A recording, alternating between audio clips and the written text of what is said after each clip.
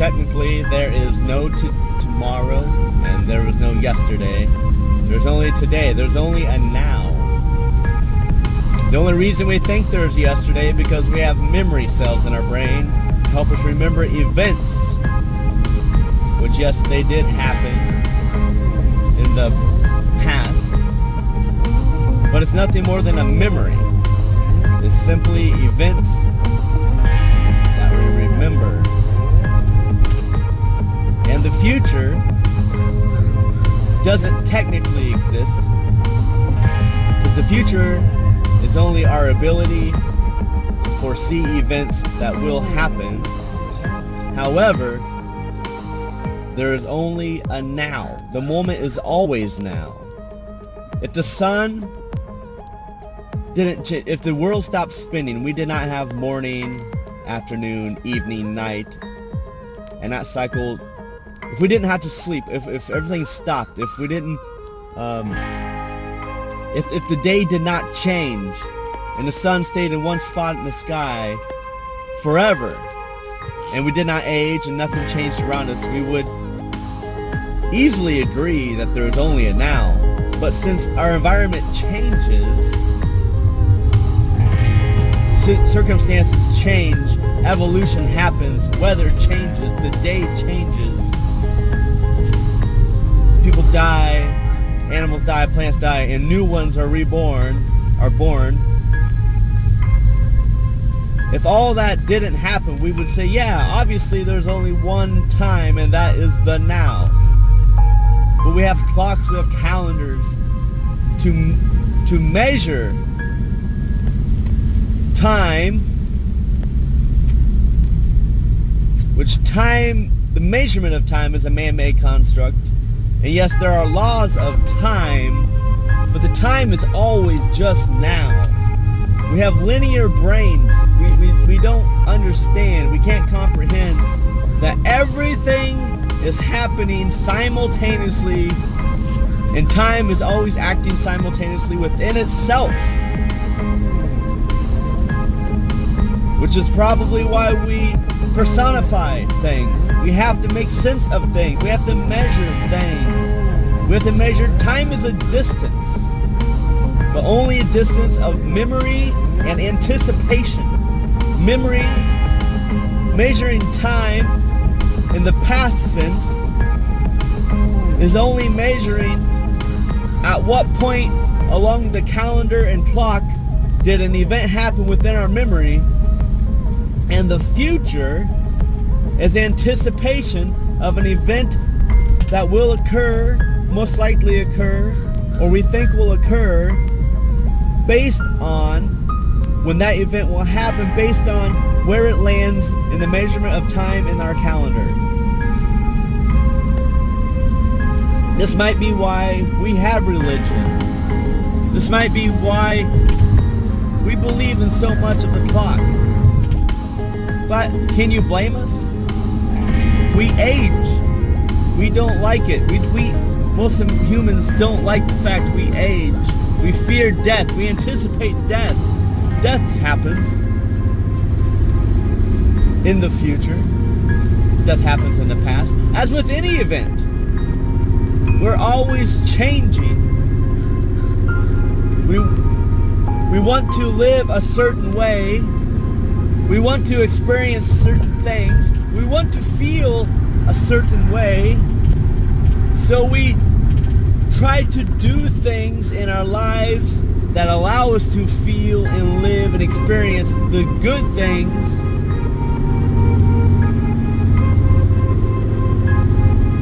Therefore, we anticipate the goodness that will come in the future. We try to learn from the good and the bad, things that have happened in our past, which only exist in our memory, by the way, because these events are not happening anymore in the past, and the future events are not currently happening. They're simply the feeling of anticipation. And yes, you could, with the algorithm of time and life, if you could understand the concept that in the now, these things will happen, You could accurately anticipate, as we do, events that will happen as they line up with our measurement of time, that is the calendar, the clock. But time is only right now. You remember the previous words of what I was talking about, only in your memory. And yes, I did say them, but I'm not saying them anymore. Every second can be broken down, how do I say this, in a molecular level almost, and it doesn't stop. It's infinite. But only as our human brains allow us to interpret, comprehend, and understand can we see this from our viewpoint. Maybe that's why we create gods, create religion, because it's too overwhelming for the human mind to understand. Therefore, we must personify and put it within reason for us, or else we'll get overwhelmed and go nowhere. And I don't blame people for this fear. You can't blame it. Evolution has allowed us to think this way. And I think it's a thought we should not dwell on. I don't think we should dwell on the now. I think we should embrace the now. Use it to our advantage to understand that yes, we will still use seconds, minutes, hours, days, years to measure how much time we have left and how much time we've been here. To measure how much time we are allowed in our lives to experience life, to experience the great, the good, the bad, the horrible, and really value our time here on earth.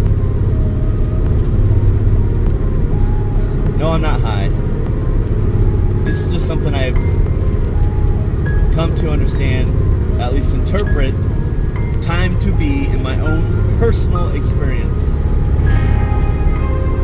Time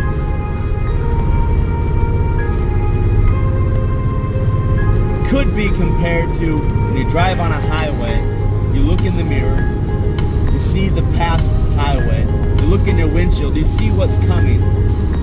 However, on the highway, what's behind you, what's in front of you, and what you're currently on does actually exist physically, whereas time is more of a mental construct. We understand what's going to happen in the physical realm, what has happened in the past in the physical realm of things.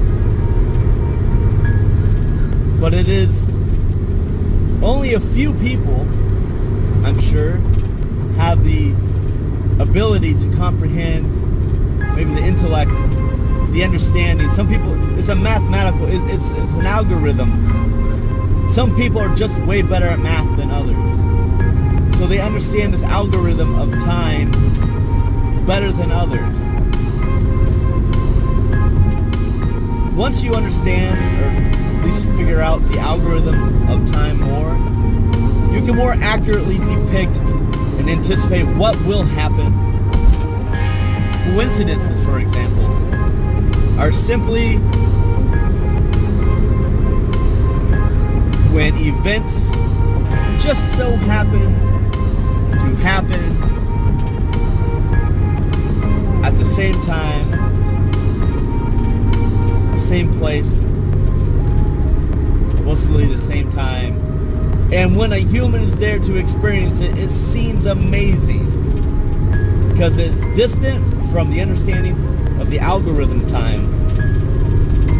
But if you have a better understanding of the algorithm of the universe, the world, and the earth, human behavior and nature behavior, it might seem a little less fascinating because you understand the algorithm better. Like you see the mathematical equation that the likelihood of these coincidences happening is purely part of the equation. And when one lives his or her life with a conscious or even a subconscious or unconscious understanding of being in the right place at the right time, depending on your understanding of that spectrum, the more magical it seems. If you don't understand, if you don't see the algorithm of time at all, but you see coincidences, you might be subconsciously putting yourself in the right place at the right time, not knowing it, therefore, but it seems so magical because you don't see the mathematical equation of it. You see just the experience of it. And as a human with a brain who can be artistic, who can think critically, you have the magic of the power, the gap. Actually, there's a gap there. If you don't understand the algorithm, but you do see the experiences and you experience a lot of coincidence, it would obviously seem mathematical. It would definitely seem magical. Therefore, putting your belief into a more personified experience, which some might see as God, as luck, or whatever. But if you start to understand that everything's an algorithm and mathematical in the sense of time, of being in physical places, events happening, it might seem less magical. But then again, if you see mathematical equation and algorithm of time itself could seem magical and could also be interpreted as God, an outside source, or time itself is just fascinating. And if you understand that more, you can most likely put yourself in different situations. I'm not saying it's possible to do 100% accuracy. Well, that's why some people are better at investing money, because they understand that algorithm a little bit better. Some people are better at networking. They understand that certain people are going to be at certain places at certain times without seeing their schedule. I know this to be true, for I have done it myself. Not saying I understand completely, but I feel like I put myself in lucky situations quite often, and unlucky situations quite often. But I could increase this if I just studied or tried to understand the algorithm of time even more.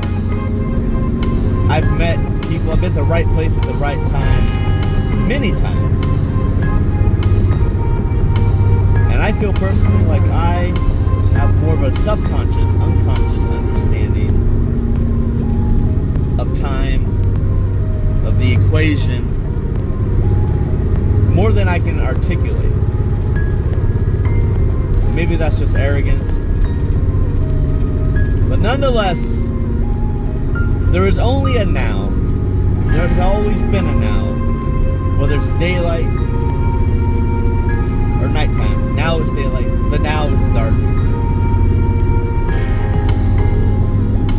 We see life as a linear path, when in fact the now is always happening simultaneously at all times within itself.